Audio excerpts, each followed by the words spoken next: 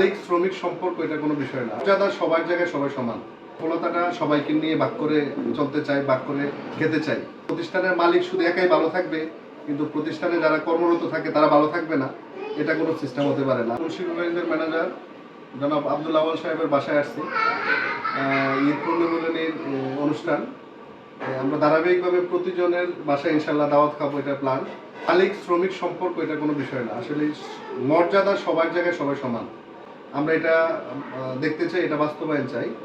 আমরা যারা একসাথে কাজ করছি, আমরা সবাই মিলে একসাথে চলতে চাই।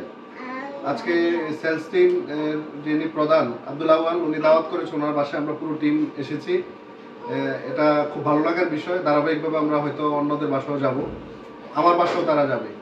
মানে এটা হচ্ছে একটা আনন্দ, উৎসাহ, উদ্দীপনার মাঝে আমরা ব্যবসাটা করতে চাই সবাইকে মিলে।